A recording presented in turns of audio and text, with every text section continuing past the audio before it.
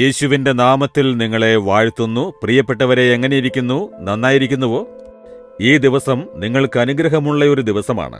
ഒരത്ഭുതത്തിന്റെ ദിവസമാണ്. ഇന്ന് നിങ്ങൾക്കൊരത്ഭുതം ആവശ്യമാണ്. ഒരു വ്യാധി ഉണ്ടായിരിക്കുന്നുവോ? ഒരു ബലഹീനത തോന്നിക്കൊണ്ടിരിക്കുന്നുണ്ടോ? അതോ വീട്ടിൽ ആർക്കെങ്കിലും അസുഖമുണ്ടായിട്ട് വിഷമിച്ചുകൊണ്ടിരിക്കുകയാണോ? അഥവാ നിങ്ങളെ ഏതെങ്കിലും ഒരു പ്രശ്നം അലട്ടുന്നുണ്ടോ? എന്തായാലും സാരമില്ല.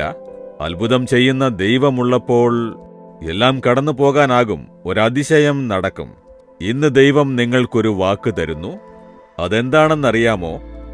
ഈ അടുത്ത കാലത്തൊരു സഹോദരൻ വന്ന് സാക്ഷ്യം പറഞ്ഞു. ചെന്നൈയിലുള്ള ഒരു സഹോദരനാണ്. അക്രിസ്ത്യാനിയായ ഒരു വ്യക്തിയാണ്. അയാളൊരു കട വെച്ച് കച്ചവടം നടത്തിക്കൊണ്ടിരിക്കുകയാണ്. 8 വർഷങ്ങളായി അയാളുടെ മുട്ടിലൊരു പ്രശ്നമുണ്ടായിരുന്നു. മുട്ടിൽ 24 മണിക്കൂറും സഹിക്കാനാവാത്ത വേദനയുണ്ടാകുമായിരുന്നു അത്രേ. അതിനാൽ അയാൾക്ക് എഴുന്നേറ്റാൽ ഇരിക്കാനാവില്ല, ഇരുന്നാൽ എഴുന്നേൽക്കാനാവില്ല. വളരെ കഷ്ടപ്പെട്ടിരുന്നു. പിന്നീടത് നടക്കാനാവാത്തൊരു അവസ്ഥയിലേക്കെത്തി. ഡോക്ടറിന്റെ അടുത്ത് ചെന്നപ്പോൾ സ്കാനൊക്കെ നോക്കിയിട്ട് ഡോക്ടർ പറഞ്ഞു, മുട്ടുകൾ ബാധിക്കപ്പെട്ടിരിക്കുന്നു, ഓപ്പറേഷൻ ചെയ്യണമെന്ന് അയാളോട് ഡോക്ടർ പറഞ്ഞു. ഓപ്പറേഷൻ ചെയ്താലും സുഖമാകുമോ ഇല്ലയോ എന്ന് പറയാനാവാത്ത ഒരു സ്ഥിതിയിലെത്തിയിരിക്കുന്നു. ഓപ്പറേഷൻ ചെയ്താലും ശരിയാവില്ല എന്ന് പറയുന്ന ഒരു പരിസ്ഥിതിയിൽ എന്ത് ചെയ്യാനാണ്? അതുകൊണ്ട് അയാൾ പലതും ചിന്തിച്ചു തുടങ്ങി. വേദന കൊണ്ട് അയാൾ നടക്കാൻ പോലും ആവാതെ കഷ്ടപ്പെട്ടു. മനസ്സ് വല്ലാതെ തകർന്നു. 24 മണിക്കൂറും മുട്ടുവേദന ഉണ്ടായിക്കൊണ്ടേയിരുന്നാൽ നടക്കാൻ പോലും പറ്റില്ല. എന്തിലെങ്കിലും പിടിച്ചാലേ നടക്കാൻ പറ്റൂ.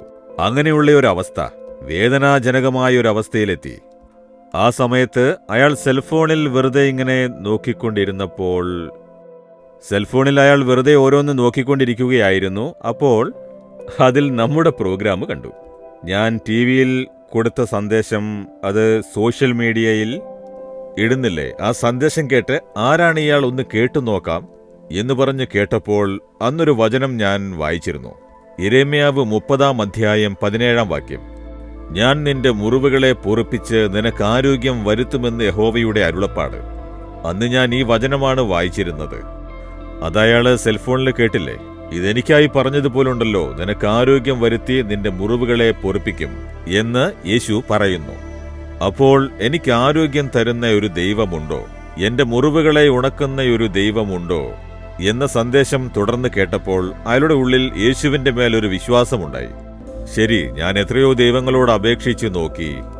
ഈ ദൈവം ആരോഗ്യം തരും, മുറിവുകളെ ഉണക്കും, ഒന്ന് വിളിച്ചു നോക്കാം എന്ന് യേശുവിനോട് അപേക്ഷിച്ചു. യേശുവേ എന്ന് വിളിച്ചപ്പോൾ ഒരു ദിവസം അതിരാവിലെ അയാൾ വളരെ സൂക്ഷ്മമായി പറഞ്ഞു, 2:50 മണിക്ക് രാത്രി ഉറങ്ങിക്കൊണ്ടിരുന്നപ്പോൾ ഉണർന്നുപോയി. 2:50 എഴുന്നേറ്റ് പ്രാർത്ഥിച്ചു. യേശുവേ എന്ന് ആ വചനമേറ്റു പറഞ്ഞു. നിന്നെ ആരോഗ്യവാനാക്കി മുറിവുകളെ ഉണക്കുമെന്ന് പറഞ്ഞുവല്ലോ. ഇത് തന്നെ ആവർത്തിച്ച് പ്രാർത്ഥിച്ചുകൊണ്ടേയിരുന്നു. അയാൾ പ്രാർത്ഥിച്ചുകൊണ്ടേയിരുന്നപ്പോൾ ഒരു ശക്തി കാലുകളിലേക്ക് ഇറങ്ങി. കാലുകളിൽ ശക്തി ഇറങ്ങി ഒരു ഇളക്കം ഏർപ്പെട്ടു. അയാൾക്ക് മനസ്സിലായി കാലിനുള്ളിൽ എന്തോ നടക്കുന്നുണ്ട് എന്നറിഞ്ഞു. അതിരാവിലെ 3 മണിക്ക് ആ അത്ഭുതം നടന്നു. അയാൾ ഉടനെ എഴുന്നേറ്റ് നടന്നു നോക്കി. അയാൾക്ക് നടക്കാൻ കഴിഞ്ഞു. അപ്പോൾ വേദനയില്ല. എല്ലിനുള്ളിൽ ഒരു ശബ്ദമുണ്ടാകും, അതും കേൾക്കുന്നില്ല. നടന്നു നോക്കി, പരിപൂർണ സൗഖ്യം. ഓടി നോക്കി, കാലുകൾ മടക്കി നോക്കി, അത്ഭുതകരമായ സൗഖ്യം. അയാൾ എന്നോട് വന്ന് പറഞ്ഞു, ഒരു വചനം, ഞാൻ നിനക്ക് ആരോഗ്യം വരുത്തി നിന്റെ മുറിവുകളെ ഉണക്കും. യേശു പറഞ്ഞ വാക്കുകൾ ഞാൻ വീണ്ടും വീണ്ടും ആവർത്തിച്ചുകൊണ്ടേയിരുന്നു. യേശു വന്ന് എന്നെ തൊട്ട് സൗഖ്യമാക്കി. ഇന്ന് ഓരോ ദിവസവും അതിരാവിലെ 3 മണി മുതൽ 6 മണി വരെ ഞാൻ ഇന്ത്യയിലുള്ള ജനങ്ങൾക്ക് വേണ്ടി ഇപ്പോൾ പ്രാർത്ഥിക്കാറുണ്ട്. മുട്ടുകുത്തിക്കൊണ്ട് തന്നെ 3 മണിക്കൂർ പ്രാർത്ഥിക്കുന്നു എന്നയാള് എന്നോട് പറഞ്ഞു. പ്രിയപ്പെട്ടവരെ, യേശു എത്ര അത്ഭുതവാനായ ദൈവമാണ്. നിങ്ങൾക്കും അത്ഭുതം ചെയ്യും. എന്ത് രോഗമായിരുന്നാലും, ഡോക്ടേഴ്സ് എന്ത് തന്നെ പറഞ്ഞിരുന്നാലും, വൈദ്യം കൈവിട്ട് കളഞ്ഞാലും യേശുവിന് നിങ്ങളെ സൗഖ്യമാക്കാൻ സാധിക്കും. മുറിവുകളെ ഉണക്കാൻ സാധിക്കും. വിശ്വാസത്തോടെ പ്രാർത്ഥിക്കൂ. ഈ വാഗ്ദത്തത്തെ ചൊല്ലി പ്രാർത്ഥിക്കൂ. ദൈവം പറഞ്ഞു, ഞാൻ നിനക്ക് ആരോഗ്യം വരുത്തി നിന്റെ മുറിവുകളെ ഉണക്കുമെന്ന്. കൈവയ്ക്കൂ. എന്ത് രോഗമുണ്ടെങ്കിലും രോഗമുള്ളയിടത്ത് കൈവയ്ക്കൂ.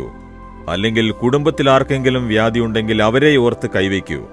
ദൈവമേ, ഞാൻ നിനക്ക് ആരോഗ്യം വരുത്തി നിന്റെ മുറിവുകളെ ഉണക്കുമെന്ന് പറഞ്ഞുവല്ലോ.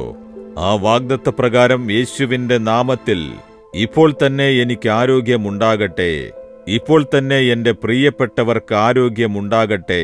ഈ മുറിവുകളെ ഉണക്കുമാറാക്കണമേ. യേശുവിന്റെ നാമത്തിൽ സൗഖ്യമുണ്ടാകട്ടെ. യേശുവിന്റെ നാമത്തിൽ ആരോഗ്യമുണ്ടാകട്ടെ. യേശുവിന്റെ നാമത്തിൽ എല്ലാ മുറിവുകളും ഉണങ്ങുമാറാകട്ടെ. യേശുവിന്റെ നാമത്തിൽ അത്ഭുത സൗഖ്യമുണ്ടാകട്ടെ.